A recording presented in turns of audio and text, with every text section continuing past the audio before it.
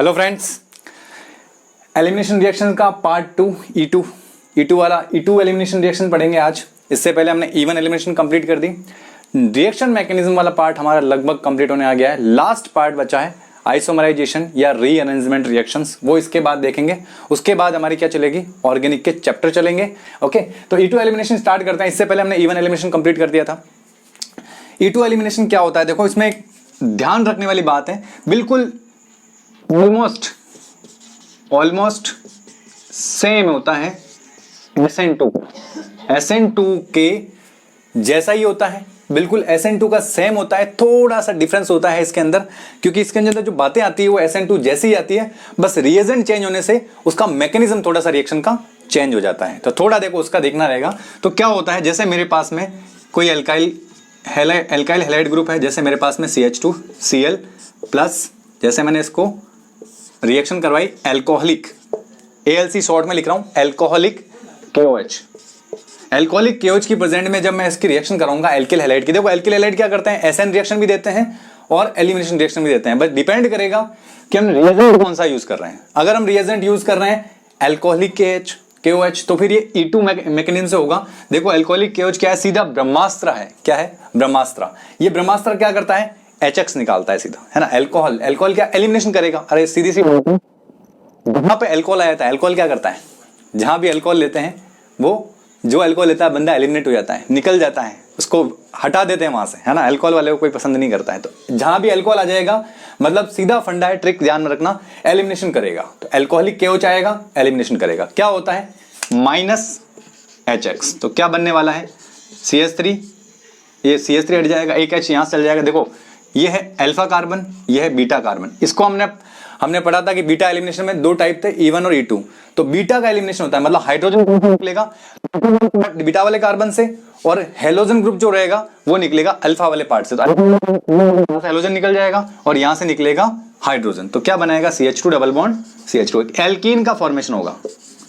देखो ये एल्कीन ही हमारी जो थी वो किस में बनी थी, ये बनी थी हमारे E1 में भी एल्कीन बनी थी और E2 में भी एल्कीन बनी थी। बस फर्क किसका है, रिएजेंट का, है ना। यहाँ रिएजेंट हो गया। तो जैसे ही एल्कोहलिक KOH लेंगे HX बाहर निकलेगा और एल्कीन बन जाएगा। अब देखो रिएक्शन होती कैसे है, क्या मैकेनिज्म है इसका, थोड़ा सा वो देख लेते हैं, वो समझना बहुत ज्यादा जरूरी है। होता क्या है, मेरे पास यहाँ पे देखो, जब भी जैसे मैं एल्कोहलिक KOH लूंगा तो ये कैसे रिएक्शन करता है, जैसे मेरे पास में C2H5OH, ये एल्कोहल हो गया, प्लस KOH, क्या बनाएगा, C2H5O माइनस Na प्लस और H2O बन जाएगा। देखो ये न्यूक्लियोफाइल बनेगा, ये सोडियम आयन निकल जाएगा और H2O बन जाएगा। तो ये न्यूक्लियोफाइल अटैक करता है ना। अटैक कौन करता है, यहाँ पे बेस के रूप में न्यूक्लियोफाइल अटैक करेगा। जैसे देखो मेरे पास में क्या होता है, रिएक्शन कैसे होती है, जैसे मेरे पास में OH है, OH आयन है, कोई भी न्यूक्लियोफाइल है, मतलब इससे जुड़े हुए और भी बहुत सारे ग्रुप हो सकते हैं, है ना। ये न्यूक्लियोफाइल आया, जैसे मेरे पास ये न्यूक्लियोफाइल फॉर्म हुआ है। मैं एक जनरल एग्जांपल ले रहा हूँ, उससे समझना। देखो यहाँ पे ये H, ये H और ये H, यहाँ पे मैंने लिया CH2 और ये मेरा Cl। तो देखो जैसे ये यहाँ पे अटैक करने आएगा, ये निकलेगा यहाँ से एल्कोहलिक KOH के रूप में, क्या करेगा, ये Cl निकलेगा यहाँ से, Cl टर्मिनेट होगा, वैसे इस पे पॉजिटिव चार्ज आने लगेगा, इधर ये OH पहुंचने लगेगा इस पॉजिटिव वाले पार्ट की तरफ। तो इस पे अगर मान लो स्टेरिक हिंड्रेंस, मतलब कि त्रिविम बाधा ज्यादा होगी, तो ये पहुंच नहीं पाएगा इस पे। इसका भी बताऊंगा अभी मैं आपको मैकेनिज्म। तो जैसे ये निकलेगा इधर से, वैसे ही ये H क्या होगा, यहाँ बॉन्ड शिफ्ट करके H रिमूव हो जाएगा H+ के रूप में, क्योंकि ये हाइड्रोजन जो रहेगा, देखो अल्फा हाइड्रोजन, जब अल्फा पार्ट से जब भी कोई एलिमिनेट होगा तो बीटा वाला पार्ट जो रहेगा वो एक्टिवेट हो जाएगा और बीटा वाले हाइड्रोजन क्या हो जाएंगे, एसिडिक हो जाएंगे। तो इनमें से कोई भी एक हाइड्रोजन एसिडिक हो जाएगा और वो यहाँ पे बॉन्ड के इलेक्ट्रॉन छोड़कर H+ के रूप में निकल जाएगा। और जैसे ही H+ के रूप में निकलेगा तो देखो क्या बनने वाला है, CH2 double bond CH2 plus H2O और प्लस ये मेरे पास में Cl माइनस के रूप में निकल जाए, तो ये एल्कीन बन जाएगी इस तरह। तो ये न्यूक्लियोफाइल अटैक करेगा। अब देखो इसमें भी वही चीज है, बैकवर्ड अटैक कर रहा है, अटैक तो कर रहा है, लेकिन अब डिपेंड करेगा कि ये क्या इस कार्बोकेटाइन तक पहुंच पाता है। इसके अंदर पॉजिटिव चार्ज तो आएगा, क्योंकि Cl निकलेगा तो पॉजिटिव चार्ज बनने के चांस रहेंगे। तो ये यहाँ पे अटैक कर पाता है नहीं कर पाता है, इस पर डिपेंड करेगा। तो देखो होता क्या है, इस न्यूक्लियोफाइल के ऊपर डिपेंड करेगा। अगर न्यूक्लियोफाइल छोटा होगा जल्दी पहुंच जाएगा, बड़ा होगा पहुंचने नहीं देगा, बीच में बाधा आ जाएगी। तो इसका एक एग्जांपल समझते हैं, उससे थोड़ा क्लियर हो जाएगा, है ना। देखो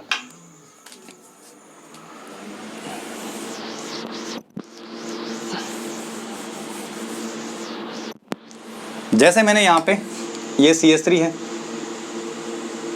ये H, ये H, यहाँ CH है,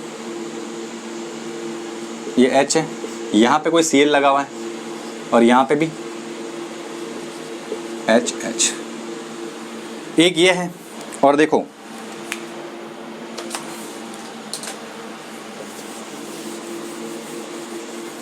देखो ये सामने एक मेरे पास में यहाँ पे ये Cl है, वही CH3,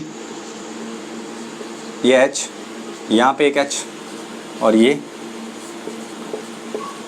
अब देखो यहाँ पे क्या होता है, ये निकलने वाला है, ये पार्ट निकलेगा, ये पार्ट निकलेगा, और ये थोड़ा बहुत कुछ पॉजिटिव वाला पार्ट आने लगेगा इसके ऊपर, तो न्यूक्लियोफाइल आएगा अटैक करने के लिए। देखो एक न्यूक्लियोफाइल जैसे ऐसा आता है, CH3 CH3 CH3 O minus, और एक आता है मेरे पास में C2H5 O माइनस। ये न्यूक्लियोफाइल अटैक करने के लिए आता है, और इधर ये न्यूक्लियोफाइल अटैक करने के लिए आता है। तब आप देखो इसमें इस न्यूक्लियोफाइल के पास स्टेरिक हिंड्रेंस बहुत ज़्यादा है, तो ये क्या करता है, डायरेक्ट यहाँ पे पहुँच नहीं पाता इस कार्बन, क्योंकि ये बीच में बाधाएं आ गई इसके पास, ये बाधाएं आ गई बीच में। तो क्या करता है, इससे पहुँचने से पहले ये क्या करता है, यहाँ पे ये बॉन्ड देके चला जाता है, इस बॉन्ड के इलेक्ट्रॉन यहाँ देके चल जाता है और ये H+ के रूप में निकलता है और H+ बना के इसके पास आके जुड़ जाएगा। तो क्योंकि न्यूक्लियोफाइल के पास स्टेरिक हिंड्रेंस ज़्यादा होने के कारण यहाँ पहुँच नहीं पाता है, और यहाँ पहुँच नहीं पाएगा तो H+ यहाँ से ले जाएगा, और H+ यहाँ से ले जाएगा तो क्या बनाएगा, ये देगा एलिमिनेशन रिएक्शन, एलिमिनेशन, मतलब इसकी जगह ये बैठ नहीं पाएगा न्यूक्लियोफाइल, तो ये एलिमिनेशन हो जाएगा। लेकिन देखो यहाँ पे क्या स्टेरिक हिंड्रेंस ज़्यादा नहीं है, देखो इसमें स्टेरिक हिंड्रेंस ज़्यादा नहीं है, तो ये क्या करेगा, इस कार्बन तक पहुँच जाएगा। तो क्या होगा, इस कार्बन तक पहुँचेगा तो देखो ये निकलेगा और ये जुड़ जाएगा, मतलब क्या हो गया, सब्स्टिट्यूशन, सब्स्टिट्यूशन।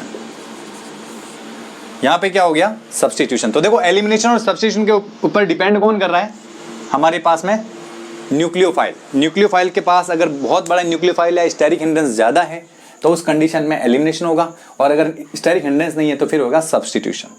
तो न्यूक्लियोफाइल की साइज पे भी डिपेंड करेगा।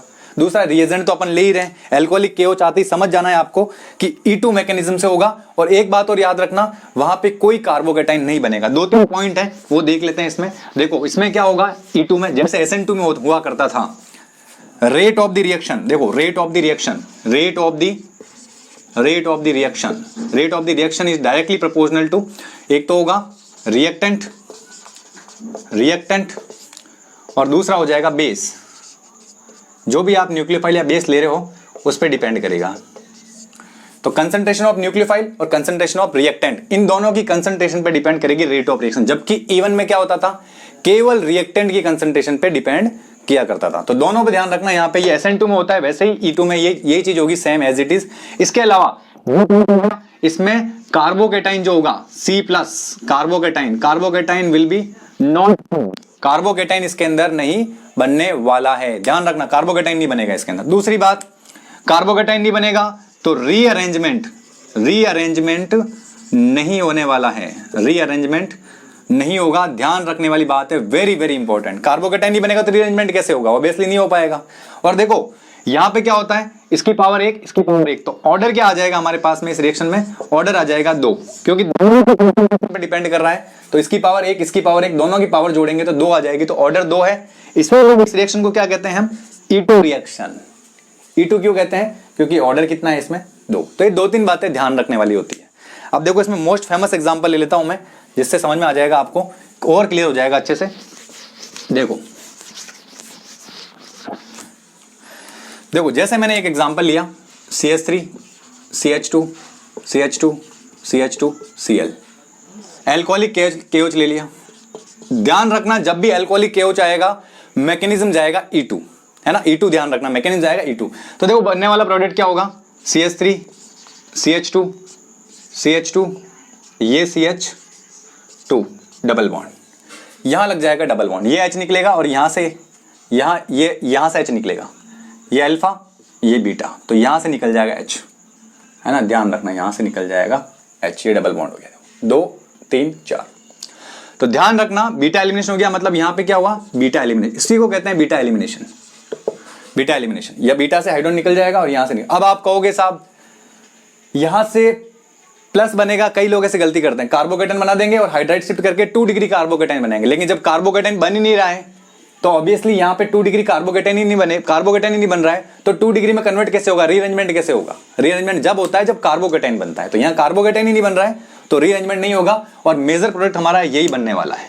ध्यान रखना इस बात का, वेरी वेरी इंपॉर्टेंट। स्टार लगा देना, बहुत गड़बड़ होती है इस क्वेश्चन में, इस क्वेश्चन में बहुत गड़बड़ होती है। हम सोचते हैं कि यहाँ Cl निकलेगा, कार्बोकेटाइन बनाएगा और रीअरेंजमेंट होकर 2 डिग्री बना देगा, नहीं होगा ऐसा, ध्यान रखना। हाँ, अगर 2 डिग्री बनने के चांस है तब तो कोई दिक्कत ही नहीं है, ये और ये अगर ये लेंगे तो फिर तो कोई दिक्कत ही नहीं है। CH2 double bond CH2 CH3। अब देखो एक तो ये बनेगा और एक और क्या बन सकता है, देखो ये भी बीटा है, ये अल्फा, इससे जुड़ा हुआ, देखो हेलोजन से जुड़ा हुआ कार्बन अल्फा कार्बन, ये बीटा कार्बन है, ये बीटा कार्बन। तो या तो H यहाँ से निकलेगा या यहाँ H यहाँ से निकलेगा, बीटा एलिमिनेशन तो करना है। इसमें तो ऑप्शन इसके पास चॉइस यही थी, इधर कोई चॉइस थी नहीं, तो यही चॉइस होने के कारण यहीं से H निकला। लेकिन यहाँ पे इसके पास 2 चॉइस है, तो देखो एक यहाँ से भी H निकलता है, तो यहाँ से मैंने निकाल दिया, अब यहाँ से निकालता हूँ, देखो CH3 CH double bond CH और ये CH3, तो this will be major product. ये हमारा सेट-जेफ प्रोडक्ट है, सेट-जेफ प्रोडक्ट, जो कि होगा मेजर और ये होगा माइनर। लास्ट वीडियो मैंने क्लियर कर दिया था इसको कि ये माइनर क्यों होता है, क्योंकि यहाँ पे अल्फा हाइड्रोजन, देखो 2 डबल बॉन्ड वाले कार्बन के पास कितने कार्बन वाले हैं, कितने हाइड्रोजन है, 2 डबल बॉन्ड वाले कार्बन है, के पास कितना हाइड्रोजन है, वही अल्फा हाइड्रोजन है, तो 2 अल्फा हाइड्रोजन है यहाँ पे। और यहाँ पे देखो 3 और 3 6, इन दोनों के पास ये भी कार्बन अल्फा, ये भी कार्बन है और ये भी कार्बन, तो ये भी अल्फा कार्बन, ये भी अल्फा कार्बन, तो अल्फा कार्बन से जुड़े हुए हाइड्रोजन क्या होंगे, अल्फा हाइड्रोजन, तो 6 अल्फा हाइड्रोजन है।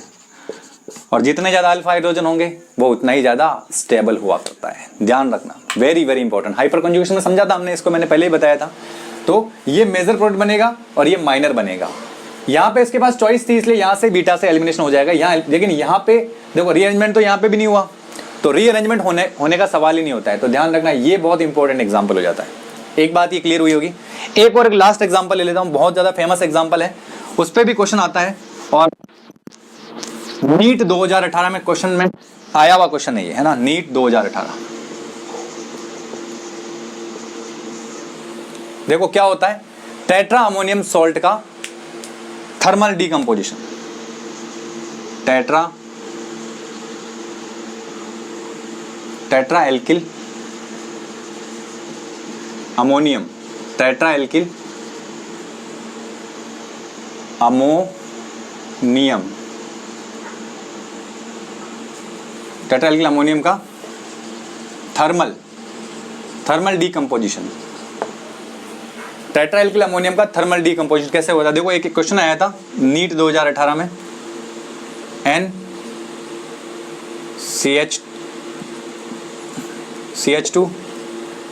CH2 और ये H लगा हुआ है, इधर CH3 था, इधर CH3 था, टेट्रा एल्किल, देखो टेट्रा एल्किल और अमोनियम, तो इस पे प्लस आ जाएगा क्योंकि 4 वैलेंसी होती है, नाइट्रोजन पे प्लस आ जाता है।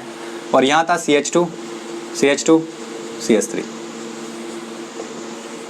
इस पे कोई न्यूक्लियोफाइल आया, बेस आ गया लिखा हुआ, एल्कोहलिक लिखा आ गया था और ये न्यूक्लियोफाइल आ गया था, एल्कोहलिक KOH। उसकी प्रेजेंट में जैसे मेरे पास में OH आयन यहाँ पे लिखा हुआ था ऊपर, मतलब कोई OH आयन आ रहा है न्यूक्लियोफाइल के रूप में। तो अब देखो एलिमिनेशन कहाँ से होगा इसमें, ये क्वेश्चन आया था हमारे पास में नीट 2018 में, बहुत इंपॉर्टेंट क्वेश्चन बना। देखो क्या होगा, यहाँ से H वहां से निकलेगा, जब भी टेट्रा एल्किल अमोनियम जो अपन लेंगे, टेट्रा एल्किल अमोनियम सॉल्ट लेंगे, उसमें हमेशा ध्यान रखना इसका जब थर्मल डीकंपोजिशन कराएंगे तो प्रोडक्ट बनता है हाफ मान प्रोडक्ट, ध्यान रखना, यहाँ पे सेट-जेफ प्रोडक्ट नहीं बनता है। तो जैसे OH न्यूक्लियोफाइल आएगा, ये H को टर्मिनेट करेगा, तो देखो हमारे पास में क्या होगा, ये इससे जुड़ा हुआ अल्फा, ये अल्फा, देखो ये अल्फा कार्बन, ये अल्फा कार्बन, इस नाइट्रोजन से जुड़ा हुआ ये कार्बन अल्फा, ये अल्फा और ये बीटा, और ये भी बीटा। तो हाइड्रोजन या तो ये निकलेगा या ये वाला निकलेगा। तो देखो होगा क्या, मेरे पास में इधर इनके पास तो बीटा कार्बन ही नहीं है, तो एलिमिनेशन होगा नहीं, तो यहाँ से एलिमिनेशन होगा या फिर यहाँ से होगा। अगर मैं यहाँ से करता हूँ तो ये बॉन्ड इधर शिफ्ट हो जाएगा, H+ के रूप में निकल जाएगा। तो देखो क्या बनने वाला है, दो पॉसिबिलिटीज है, देखो 2 पॉसिबिलिटी देखते हैं अपन। CH3 ये आ जाएगा मेरे पास में N, अब देखो N से प्लस हट गया यहाँ पे, और यहाँ आ जाएगा मेरे पास में CH2 CH2 और ये CH3, और देखो यहाँ पे एज इट इज रहेगा और ये बन जाएगा मेरे पास मेजर प्रोडक्ट, क्या बनेगा, इथाइन। ये बन जाएगा मेजर प्रोडक्ट। एक चांस तो ये था। अच्छा, दूसरा अगर मैं यहां से निकाल दूं, देखो क्या होता है, यहां से निकालूंगा तो क्या बनने वाला, देखो CH3, ये तो हमारे पास साइड प्रोडक्ट रहेगा, ये वाला प्रोडक्ट साइड, इसकी बात करते हैं, यहां से H निकलेगा तो क्या बनाएगा, CH3 CH double bond CH2, ये बनने वाला है, ये बन जाएगा, ये CH3, ये CH और ये CH2, डबल बॉन्ड आ गया। तो देखो यहाँ पे अल्फा हाइड्रोजन, देखो 3 अल्फा हाइड्रोजन है, जबकि यहाँ अल्फा हाइड्रोजन देखो कितने हैं, 0। तो मैंने बोला जब भी टेट्रा एल्किल अमोनियम, जो टेट्रा एल्किल अमोनियम सॉल्ट लेंगे या टेट्रा एल्किल अमोनियम जैसा इस तरह का कोई कंपाउंड लेंगे, तो इसका जब थर्मल डीकंपोजिशन करवाएंगे तो थर्मल डीकंपोजिशन कुछ इस प्रकार से होगा कि जो मिनिमम अल्फा हाइड्रोजन वाला कंपाउंड होगा वो मेजर बनेगा और ये बनेगा माइनर। तो मतलब मेजर प्रोडक्ट मेरा जो रहेगा वो ये रहेगा, तो यही मेन प्रोडक्ट रहेगा, ये नहीं बनने वाला है फिर। तो उसमें बनेगा हाफमान प्रोडक्ट, जिसे अपन कहते हैं हाफमान प्रोडक्ट्स, हाफमान प्रोडक्ट बनेगा, ध्यान रखना। सेजजेब प्रोडक्ट नहीं बनेगा, ये सेजजेब हो गया क्योंकि मेजर ये हो जाएगा, इसमें 3 अल्फा हाइड्रोजन है। तो ध्यान रखना इस बात का, वेरी वेरी इंपॉर्टेंट है कि जब भी थर्मल डीकंपोजिशन कराएंगे हम टेट्रा एल्किल अमोनियम, कोई भी टेट्रा एल्किल अमोनियम सॉल्ट हो सकता है, उसका जब भी हम थर्मल डीकंपोजिशन कराएंगे तो ध्यान रखना मेजर प्रोडक्ट क्या बनेगा, हाफमान प्रोडक्ट। तो ये बन जाएगा हमारा major product, very very important, NEET 2018 में आया हुआ है। अब इसकी स्टाइल कैसे भी चेंज कर सकते हैं, तीनों मिथाइल ले सकते हैं, है ना। जैसे मैं तीनों मिथाइल ले लूं तो भी क्या बनने वाला है, जैसे यहाँ मिथाइल, यहाँ मिथाइल, यहाँ मिथाइल, तो यहाँ पे देखेंगे तो डबल बॉन्ड यहाँ लगेगा, फिर ऑप्शन ही नहीं है उसके पास में, फिर यही बनने वाला है ना। तो इस बात का थोड़ा ध्यान रखना। ओके, तो अगर देख लीजिए इसमें वेरी वेरी इंपॉर्टेंट है, एक ये पार्ट इंपॉर्टेंट था, बाकी इसमें हमारे पास में अगर देखें तो कोई कार्बोकेटाइन फॉर्म नहीं होता है, E2 रिएक्शन होती है, सेकंड ऑर्डर रिएक्शन होती है, और रेट ऑफ रिएक्शन डिपेंड किस पे करती है, रिएक्टेंट की कंसंट्रेशन और न्यूक्लियोफाइल की कंसंट्रेशन पे, है ना। ध्यान रखना इस बात का। अब नेक्स्ट बात करने वाला हूं मैं रीअरेंजमेंट रिएक्शन की। मेरे हिसाब से वो कंटेंट समझ में आया होगा। अगर आपको कंटेंट समझ में आया हो तो चैनल को जरूर सब्सक्राइब करें, लाइक करें, शेयर करें। Okay, thank you for watching.